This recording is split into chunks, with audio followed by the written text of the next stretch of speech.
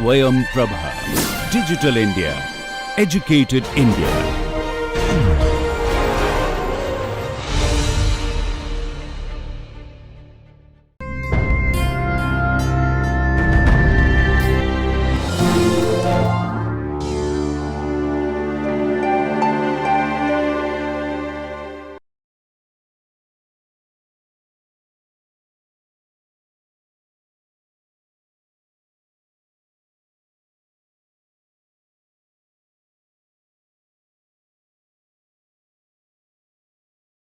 So, let us move on to circular motion and let us take a particle moving along an arbitrary path and let us look at quantities from a Cartesian coordinate system. I have the position vector for the particle and I can write the vector as r equal to xi plus yj. Now, let me find out the velocity. I will do the differentiation of this. When you do the differentiation, apply the product rule properly and write all the quantities. Do not leave any quantity untouched. So, when I do that, I get this as r dot equal to x dot I plus x I dot plus y dot j plus y j dot. And let us look at what happens when the particle has moved by a small distance to a position A prime. I have the new position vector as r A prime and let us look at what are the base vectors at point A and point A prime. We are looking at the Cartesian coordinate system. When I do that, at point A, I get this as I and j. At point A prime also, I have this as simply I and j. Please make a neat sketch of all this, even though you know these concepts earlier. Clarity is required. For further development of the subject, if you have clarity, then you do not need any preparation for your examinations. So, by virtue of they being identical, I can write I dot equal to 0 and j dot equal to 0. This makes our life very simple in Cartesian coordinate system. So, I simply write the velocity as r dot equal to x dot I plus y dot j. And when I want to get the acceleration, the differentiation becomes simple because we already know I dot equal to 0 and j dot equal to 0. That has made our life very simple. And I have the vector v can be looked at as components Vx and Vy. Then I get acceleration as simply a equal to r double dot equal to x double dot I plus y double dot j. So, this is fairly simple, you have no difficulty at all, and this is what you have learnt it in your earlier exposure also. Now, let us move on to polar coordinates. I make my animation slow. The reason is that you also make a neat sketch of what we discuss. I have an arbitrary path, I have the particle A, again I put the position vector, then I also draw the coordinate axis there. I have r direction like this and theta direction like this. And let me put the unit vectors on this directions as ER and E theta. So, make a neat sketch of it, make a big sketch so that you have clarity in what we discuss. Then I move from position A to position A prime separated by a distance d theta. I have moved to A prime. So, I have this as R A prime, the distance as the position vector is denoted as R A prime. And here again I can draw the r coordinate system and theta coordinate system. When I have a polar coordinate system, let us look at how these coordinates change from position to position. So, I draw a extension of line R A prime, I get the r axis, perpendicular to that I put theta. And the diagram is drawn so big for you to visualize, unlike what we saw in the Cartesian coordinate system. If I put the unit vectors E r prime and E theta prime, they are not identical like what we had seen in the Cartesian coordinate system. It remained I and j when I moved from point to point, but here it changes from E r to E r prime. They are not parallel, there is a distinct difference, and we will analyze these differences. Okay. Unit vectors change depending on the position. This is what you have to recognize. So, when I recognize this, I would also go and put these with a much bigger magnification. So, I have E r, it has changed to E r prime, and E theta has changed to E theta prime. And let me complete this vector diagram. So, this is the direction theta, this is plus theta, and when I put a perpendicular to this, this becomes minus r. So, that is necessary for our discussion later, and I would call this change as d E r. So, E r plus d E r gives me E r prime, E theta plus d E theta gives me E theta prime. Now, let us look at how do we designate the magnitude of d E r. Mind you that these are unit vectors. So, when I say that these are unit vectors, the magnitude simply turns out to be d theta. From the diagram it is very clear. And we are discussing about d E r, and what is its direction?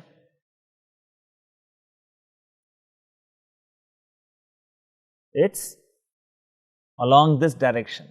So, the unit vector is E theta. Now, let us look at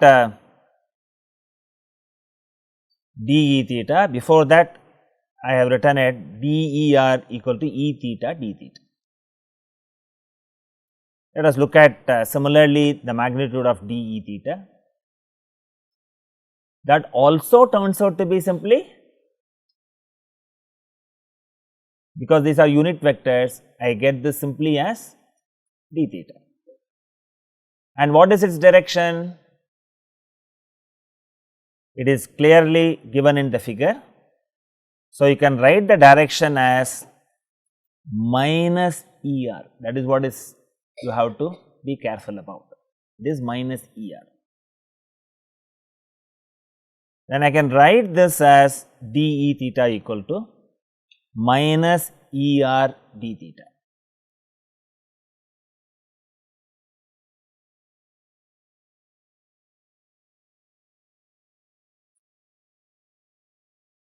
So, let me rearrange the terms above, and I can write d E r by d theta equal to E theta, and d E theta by d theta equal to minus E r.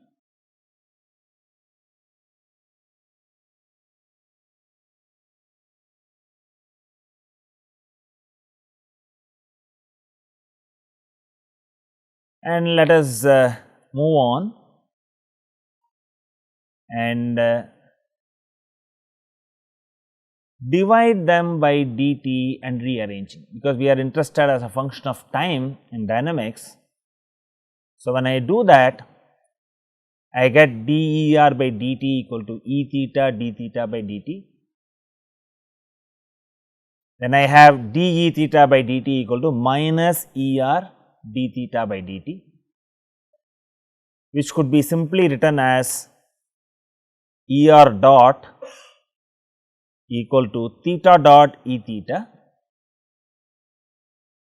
and e theta dot equal to minus theta dot er. It is a very important relationship, because what you have to recognize is, when we move on to a polar coordinates, which becomes convenient in certain class of problems, you have to live with polar coordinates. You cannot always live with Cartesian coordinates. Certain problems are easy to handle in a polar coordinate system. Certain other problems are easy to analyze in NT coordinate or intrinsic coordinate system. So, when you use intrinsic coordinates or polar coordinates, in both of these the unit vectors change. Only in Cartesian coordinate system the unit vectors remain unaltered. Okay. And I have done it for polar coordinates. I would like you to do it independently for the NT coordinates or the intrinsic coordinates. Now, let us look at how do we get the expression for velocity and acceleration. Now, I can write r as RER and apply the product rule properly and write the velocity as r dot. I get this as r dot ER plus r ER dot.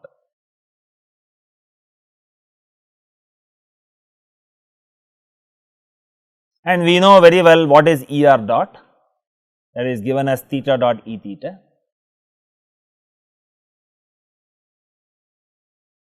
So, I get velocity as r dot ER plus r theta dot E theta. I can also recognize what is the r component and theta component. And I extend the same for acceleration. I would like you to differentiate and check your mathematics with my expression, because you know, when I make the slide, I can also make small mistakes in the expressions, because these are usually cut and paste, and in the process we miss out something. You apply the product rule, collect all the terms and put them in proper fashion and check it with my expression. It is a very simple exercise. So, I have A equal to B dot and I differentiate this expression employing the product rule properly. So, I get this as r double dot ER plus r dot ER dot, then I get this as r dot theta dot E theta, r theta double dot E theta plus r theta dot E dot theta. We have not left out any term, fine. You might have used circular motion where the radius is constant, there some terms go to 0. What we are now looking at is a particle is moving along an arbitrary path, r is not constant, it varies as a function of position. When I simplify this, I get the acceleration as r double dot minus r theta dot squared multiplied by ER plus r theta double dot plus 2 r dot theta dot E theta. I am not telling the brackets, and that is understandable. Okay. So, this is the most general expression I get for acceleration and velocity if I employ polar coordinates to investigate the motion.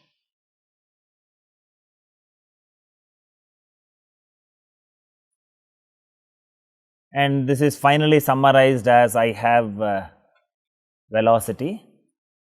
It is now represented as a component in the r direction and a component in the theta direction. I can visualize this as VR and V theta.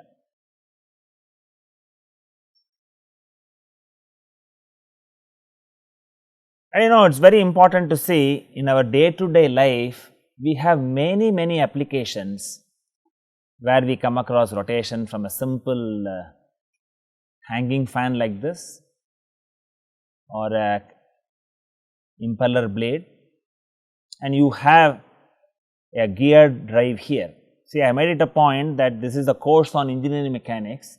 When there is an opportunity to bring in engineering aspects, I would like to show that. I have different types of gears. I have one set of gears here, I have another set of gears here, I have a third set of gears here. Okay.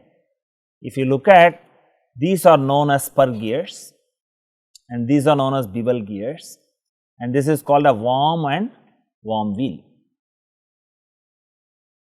And look at, in all of these cases, how the axes are aligned. And you can look at here, the gears are rotating like this, and you can closely look at what is the kind of profile that you have on the teeth. That profile is known as an involute profile. You will learn in later courses, and you need that for smooth functioning of the gear. And in the case of a bevel gear, note that I have an axis like this, I have another axis horizontal, they intersect at a point. So, you are in a position to translate rotation from one direction to another direction using this. On the other hand, you have a worm and worm wheel where you require a very high reduction in speed. This is used. You will find that this is a worm, this is called a worm, and this is a worm wheel. The worm wheel will have a very slow rotation. And also look at the axis. I have axis of worm like this, and I have axis of worm wheel like this. And what is common in all these cases, you have a fixed axis around which these objects rotate. And I have also deliberately shown a table fan in this fashion. Table fan has a very interesting motion, we will see that later. It also has an axis, and because in many applications you have an axis about which things rotate, we also cloud our thinking and we always perceive rotation with respect to fixed axis. There is a mental block that we have to get out of it, fine. And suppose we would like to analyze something in a circular motion like this, what is the kind of mathematics that we have to do? I have the general expression, velocity and acceleration that we have derived just now. If I have a motion along a circular path, first definition is r remains constant. It is not like this is varying in a generic path, I have r changing. When I say r remain constant, I have r dot and r double dot goes to 0. And a circular motion is simplified simply as v equal to r theta dot e theta, and I have this, I have an object, I have shown this as a rigid body, I have a reason for it. I have a axis about which the body rotates, and I have taken a representative point and pictured its motion like this. This is at a distance, fixed distance r from the point of rotation, and when I look at this expression, I get the r component as 0 and theta component as r theta dot. And I also represent v as tangential to the path as r omega, and I have acceleration. This reduces to minus r theta dot square E r plus r theta double dot E theta, and I can also visualize it in the diagram A r as pointing towards the center of rotation, A r equal to r omega squared, and the tangential component is r theta double dot or r alpha. This you know very well, many times you have looked at these expressions, and you should not undermine these expressions, you should know how to use these expressions properly. Even though I say that we have looked at axis of rotation, even when we solve later our problems, we will somehow look at this as a circular motion about some point, which will make our calculations very simple. Even though there is no deliberate circular motion, we would have instantaneous center of rotation, all these concepts we will develop. So, we would fall back to these expressions because we are accustomed to this and use this intelligently for solving different problem situations. And I can also represent this in other fashion. I can also recognize this as NT coordinates, and I just shown that this is rotating in clockwise or anti-clockwise, both are possible. Let us compare the expressions. When I write it in expression for V, we always say it as r omega. How you have learnt it? Has anybody told you as omega r? Usually, we will call it as r omega. But when I write it as a vectorial form, what is that I should do? I have to be very careful. I have to call it as omega cross r. Don't make a mistake, because you always call it as r omega. In vectorial form, it does not become r cross omega, it is omega cross r. Okay. See, these are all the usual mistakes students do in a hurry. And I have a normal reaction, normal acceleration, and that is given as an equal to r omega squared, and that is nothing but v squared by r.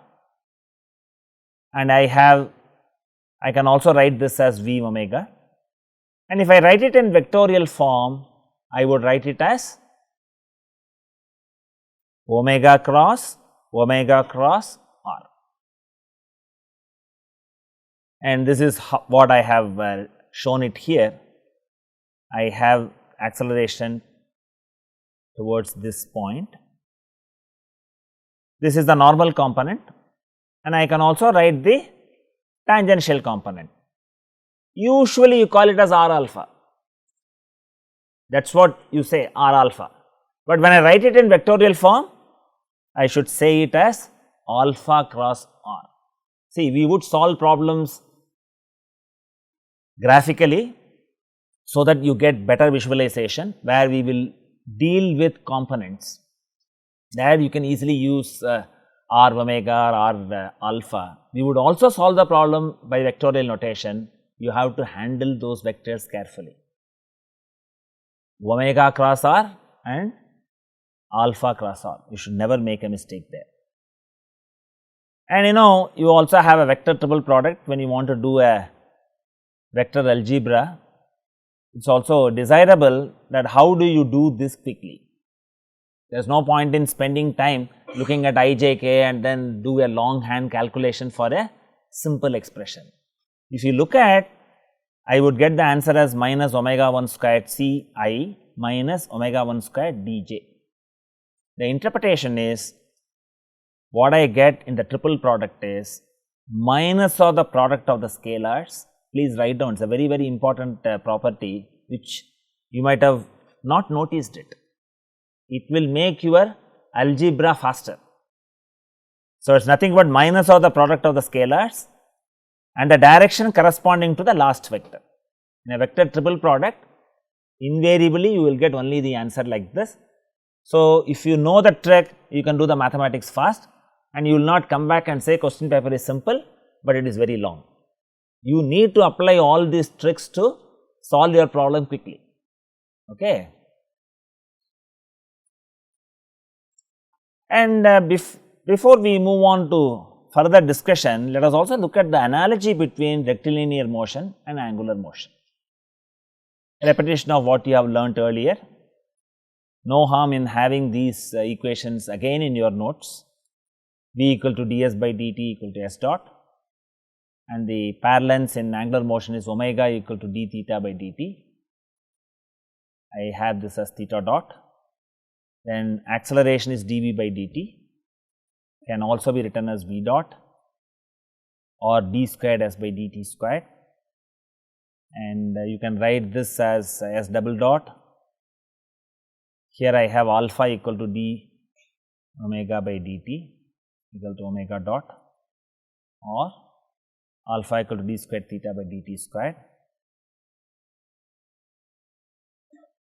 And then I can also call this as theta double dot, and you also have other interrelationships, b dv as a ds, or s dot ds dot equal to s double dot ds. In angular motion, it is omega d omega equal to alpha d theta, or theta dot d theta dot equal to theta double dot d theta.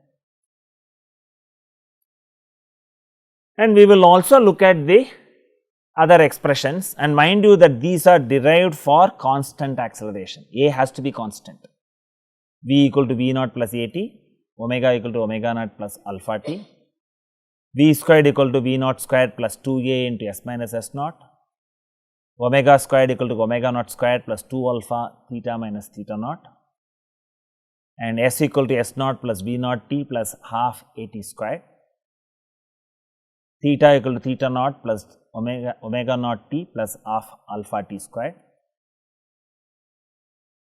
And I am not going to bring in these equations again. For completeness, these equations are necessary. Fine.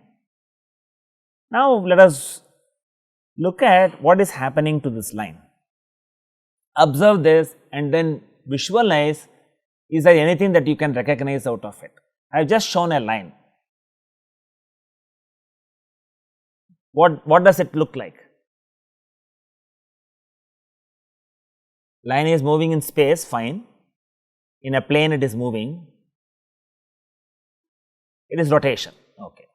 So, I have given this as, I have already shown that this is rotating like this, and I am showing another line like this. What is happening to this line? What is happening to this line? Let us compare these two. This line is rotating like this, this line is moving like this. Are they one and the same or different? They are different. I am happy. I want you to say that. I want to provoke you to say that. I have done my job.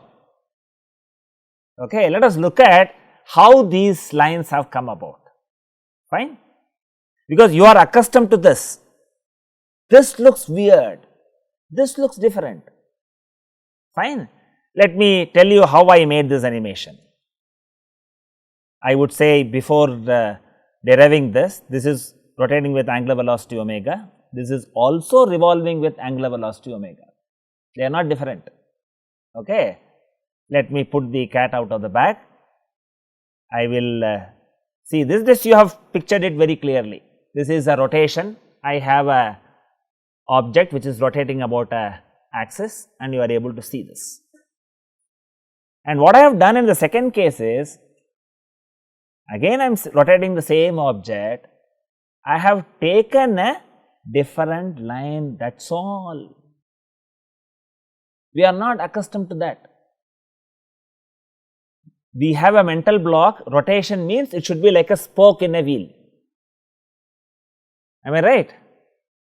You have to get out of that. If you get out of that feeling, then you can understand general plane motion of a rigid body. And we have to understand what is the meaning of rotation. We are having a relook at it. When I say we have to have a relook at it, we will also have to evaluate this, quantify this. How do I quantify rotation? We all know, you say angular velocity. How do you define angular velocity? And the next slide shows, to convince you they are one and the same, I am showing all of them in one plot.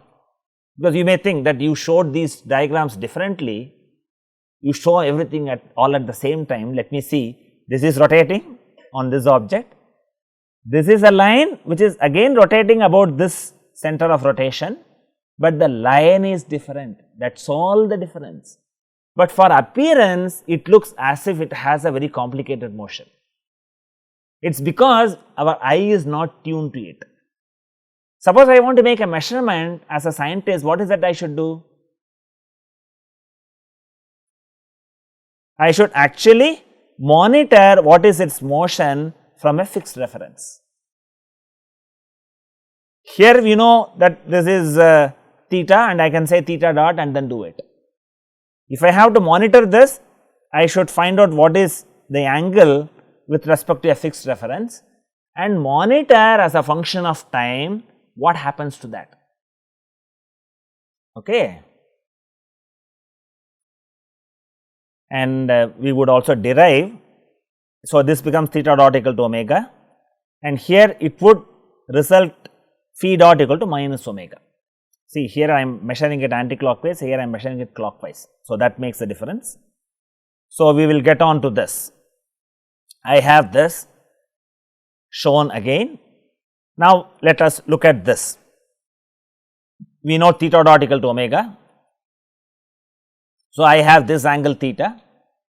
Now, on this diagram, I put this line CD as it is like this here. And you know, this is scribed on this rigid body, whatever the angle, in this case it appears to be 90 degrees, it need not be 90, I have just put a generic angle beta, that relative variation will always remain same. You agree with me? That does not change.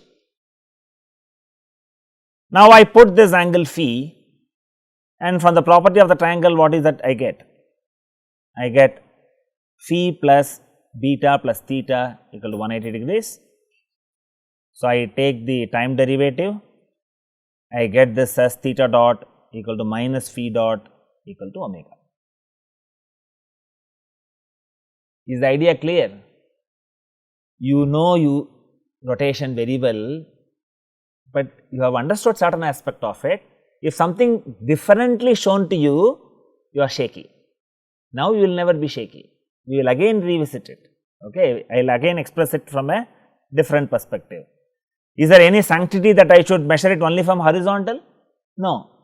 The requirement is I should have a fixed reference in space. If I measure it with phi, it will also go to the same angular velocity. Let us take a non-circular object. I again have scribed two lines. Now, you know very well how to find out what is the definition of omega. Scribe a line and monitor what happens to that line, fine. And this is having a rotation like this, and we want to find out what is the rotation of this object. Okay. So, I put a line to that. The idea here is one normally associates rotation with concept of center of rotation, as many day-to-day examples are like that. I do not need to define rotation based on a center of rotation. It is enough that I mark a line on the rigid body and monitor its motion from a fixed reference. Then I can find out what is the angular velocity. Either this line or the other line, this is one and the same. Okay, I have measured both of them anti-clockwise. When I measured both of them as anti-clockwise, I would get phi dot equal to theta dot and phi double dot equal to theta double dot.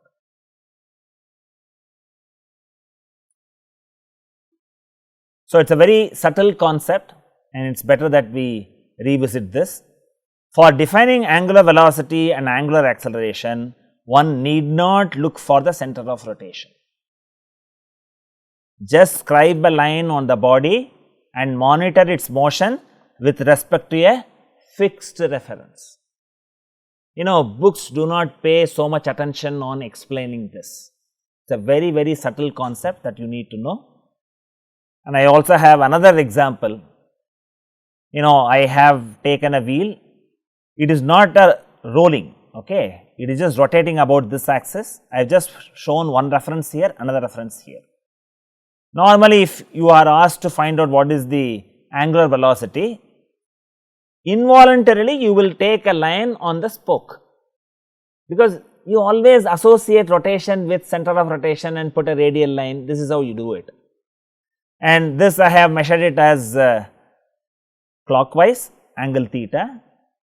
I can also have another line which is put on its this portion of the wheel, another line CD, monitor it from a fixed reference. In the same sense, if I measure it clockwise, this also I measure it clockwise and monitor what it is, this would also be simply omega. So, the fundamental learning what you learned here is, if I want to investigate whether the body is rotating or not, scribe a line on the rigid body, monitor it from a fixed reference. Whatever the answer you get, you will be able to specify that as omega or alpha as the case may be. Fine?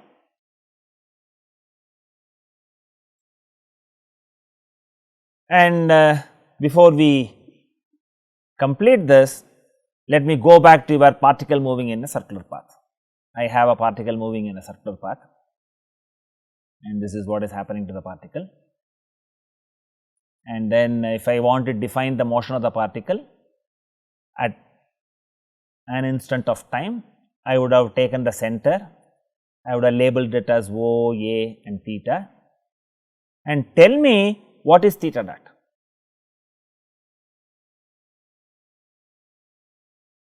Can I call this as omega of the particle? What would you do? I have theta dot, it is rotating in a circular path. Can I call this as omega of the particle? Tempting, na? It is tempting that why not I call it? I cannot call it for a particle. Particle by definition is a speck. Fine. We have looked at, I have a big car which is moving in a straight line without any hit against a tree. I said I can analyze it as a particle. Have you played with a magic ball when you are kids? You have a rubber ball and then you spin it, it will go forward and backward and come to a halt. It is like a boomerang. You throw it, it comes back to you, but you have to spin it. If you do not spin it properly, it will not do. How will you analyze that ball from dynamics point of view? It is very small. Can you call it as a particle? You cannot treat it as a particle. The moment it has a spinning, you have to treat it as a rigid body. So, please understand, when I say theta dot in the context of particle analysis, you have to recognize theta dot as the rate of change of the line OA. Angular velocity is defined only for rigid bodies. Again, a very, very subtle concept. We all know about it, but we do not handle it properly. Okay, it is a very, very subtle concept. And if I have to find out the angular velocity, scribe a line and find out its rate of change of orientation from a fixed reference. So, you have a recipe. I am going to use this recipe in tomorrow's class and find out what is rotation and understand what is general plane motion. Fine. Let us move on to solving a simple problem which combines linear motion as well as rotary motion. And I would like you to look at the gears here. What do you see in the first place? What is the rotation of this? It is rotating anti-clockwise. What is the rotation of the other gear? It is clockwise. Understand this interrelationships. If you have a gear in mesh, if one is rotating anti-clockwise, other will be rotating in clockwise. And it moves very, very smoothly. So, I have a teeth engaged on this. This is not the replica of this. I could get some gears moving. I thought you are not exposed to gears, it is better that I show you something of a physical reality. Then you can correlate what happens to these gears. I can simply replace this gear with the mean radius of contact at the point. Okay, I will not put this teeth when I look at the solving of the problem. And take down the statement here. What it does is, gear B is attached to the hoist drum and the pinion A drives it. This is the hoist drum. The gear B is integral with the drum C and I have a smaller gear, you usually call it as a pinion. That is a language used in engineering. Pinion means if I have a 2 gears system, smallest gear you call it as a pinion, which acquires a velocity of 3 meters per second. I have a block which was resting here at a height of 0.6 meter from the rest position. At this instant, determine the acceleration of load P, acceleration of point C on the cable in contact with the drum, angular velocity and angular acceleration of pinion A. All these quantities you have to find out. So, it is a nice problem combining linear motion and circular motion. I am not quite sure whether you have solved such problems earlier. It is very simple for you to solve. Okay. Just to refresh how to use the equations. And I have replaced the sketch of these gears as simple circles, and the essential geometry is listed. I have V naught as 0 and S naught as 0. From equations of linear motion, I can write this as V squared equal to 2AS and A equal to V squared by 2S, and I get A equal to 3 squared by 2 into 0.6. This gives me 7.5 meters per second square. Please check my arithmetic. Okay. That is the reason why I told you that you should bring your calculators. Then and there you check and verify. If there is any typographical error, please bring it to my attention.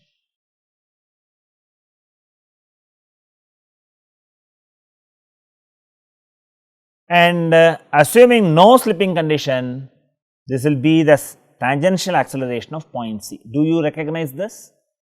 This is a rope which is winding on the drum, and this has a particular acceleration. This is the same as tangential acceleration of point C.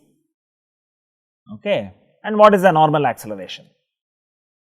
I have the dimensions marked, and I have this velocity, and I have the expression A n equal to V squared by R. So, that gives me 15 meters per second square. And let me put the angular acceleration here, normal acceleration here, and I put the tangential acceleration. This is same as the linear acceleration of this block B. So, I get the net acceleration AC. So, I have the net acceleration of point C as 16.77 meters per second square, from which what is it I can find out? I can find out the velocity and acceleration of gear B are given by V equal to R omega, and B and C are integral. So, I get this as 5 radians per second. From this acceleration value, I can also find out the angular acceleration of gear B.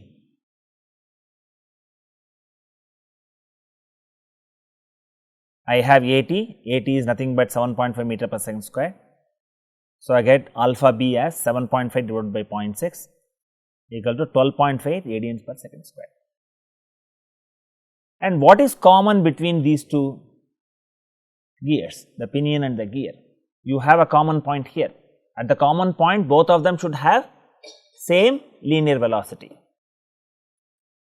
So, I have gear B has omega B and alpha B shown like this, and I have for gear A, omega A is like this. Now, you know very well this is anti-clockwise, this is clockwise, that is how a gear pair operates, and I have alpha A like this, and I have this velocity V1. If I measure it from this gear or this pinion, it should be identical. I use that for me to find out the quantities of interest. So, it can have velocity V1 and acceleration A1. So, that gives me the requisite expressions to get the answers. So, I get omega A as RB by RA into omega B. It is 15 radians per second. This is counterclockwise motion. And I have alpha A equal to RB by RA into alpha B equal to 0.45 divided by 0.15 into 12.5.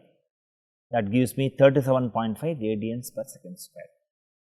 Please check the numerical calculation and alert me if there are any typographical errors. Let us move on to another simple problem. I have a circular disc rotates about the z axis.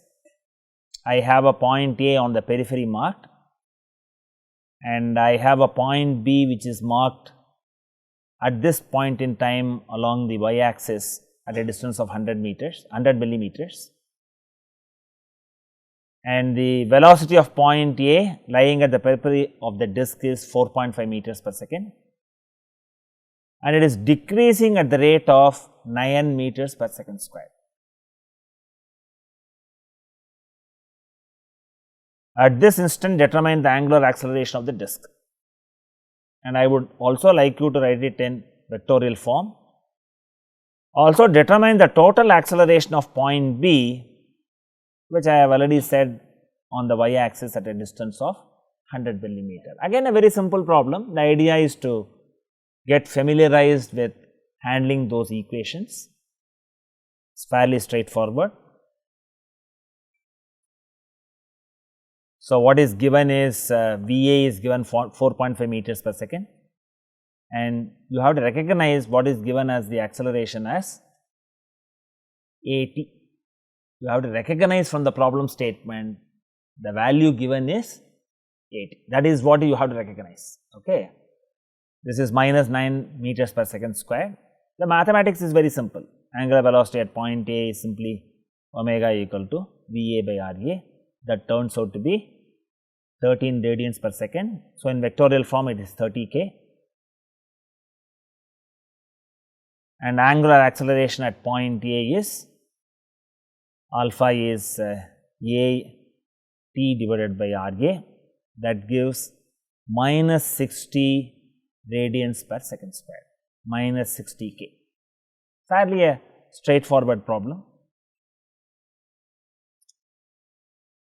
and we get the acceleration at point B. So, I have to write it as alpha cross R plus omega cross RB, and you substitute these expressions, the values for these expressions, and we have already seen how to do a triple product. So, when I simplify, I get this as AB equal to 6I minus 90J meters per second square. The focus of this example is to interpret the problem statement, and in vectorial analysis put it as alpha cross R and omega cross R. Do not put it as R omega, R cross omega, or R cross alpha. It is the other way. You have to recognize that. Let me move on to a third problem. It is again very simple. What I have is, I have a disc of radius 300 millimeters. For a point on the periphery, the tangential acceleration is given. For another point, the orientation of the acceleration is given. Okay. So, the tangential component of acceleration of a point A on the periphery of the disc at an instant is 9 meters per second square. By some measurement at point B, only the direction of acceleration is known, and what other quantity that is known is the tangent of the angle theta made by the acceleration with its radial line BO is 0.6. This tangent of theta, tan theta is 0.6. Determine the angular velocity of the disc. And the final part of the question is, can you comment on its direction? Okay. So, tan theta is 0.6, the interpretation of the statement, problem statement.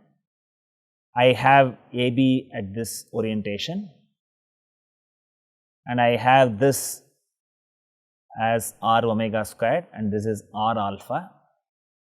So, I get tan theta equal to r alpha by r omega squared and I get alpha by omega squared equal to 0.6. The tangential acceleration at point A is given by AA equal to RA alpha, that is tangential component, and I get alpha is 30 radians per second squared. From this I can go and find out what is the value of omega. I get omega squared equal to 50 and I get this as plus or minus 7.07 radians per second. So, the idea is to say, do not think if alpha is given in one direction, omega will be in the same direction. Omega is an independent quantity, alpha is an independent quantity, fine. So, both the answers are possible, omega could be clockwise or counterclockwise depending on whether the root is positive or negative. Both solutions are admissible. We do not have additional data to find out which is the direction for this problem. So, you will have to anticipate that both the solutions are possible. So, respect mathematics. Do not say I like positive, I will say omega is positive and then deal with it. Okay. So, in this lecture we have looked at circular motion basically. We looked at nuances of employing polar coordinates. We saw that the unit vectors change. We developed the interrelationships. Then we have also looked at what is the meaning of rotation. Finally, we said if you want to find out the rotation of a rigid body, simply scribe a line and monitor its motion from a fixed reference. You get the angular velocity and the angular acceleration of the body. Then we solve certain simple problems, and the concept of rotation is subtle, and I hope I have made that idea clear for you to appreciate general plane motion of a rigid body. Thank you.